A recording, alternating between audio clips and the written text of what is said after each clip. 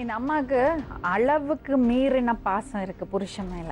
அதுதான் அவங்க கண்ணை மறைக்குது. அதனால அவங்க ரொம்ப சந்தேகப்படுறாங்க, கற்பனை பண்ணிக்கிறாங்க, அவங்க வாழ்க்கைய அவங்களே கெடுத்துக்கிறாங்க. ஏன்னா நிம்மதி இல்லாம எல்லார் மேலயும் சந்தேகப்பட்டு எல்லாரையும் தப்பா பார்த்து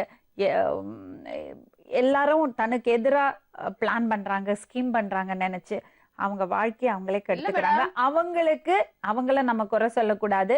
அவங்க இருக்கிறது அந்த அந்த சூழ்நிலை, அவங்களோட பாஸ்ட், அவங்களோட மனநிலை எல்லாமே அவங்க அவங்க வேணும்ட்டு செய்யறது கிடையாது.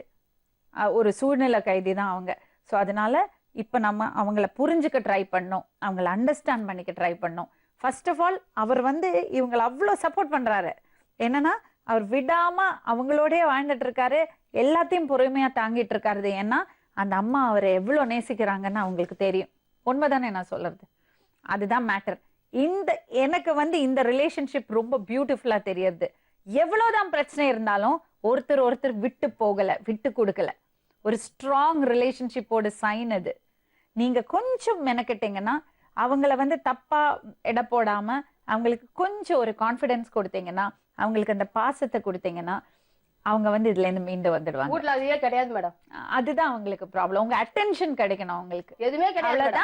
பிளஸ் நீங்க மெடிக்கல் ஹெல்ப் எடுத்துங்க, அது தப்பே கிடையாது. நம்ம எல்லாருமே ஏதோ ஒரு டைம்ல ஃபுல் கண்ட்ரோல்ல, எல்லா டைம்லயும் நம்ம ஃபுல் கண்ட்ரோல்ல இருக்கிறது இல்ல.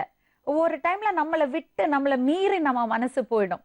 அந்த மாதிரி டைம்ல அதுக்கான கவுன்சிலிங்கான எக்ஸ்பர்ட்ஸ்ட போயிட்டு நம்ம ஒப்பீனியன் எடுத்துக்கிறதுல எந்த தவறும் கிடையாது. இப்படி சைலண்டா சஃபர் பண்ணி எல்லாரோட வாழ்க்கையை அது பாதிச்சு அவரோட முகத்துல தெரியறது அவரோட ஸ்ட்ரெஸ்.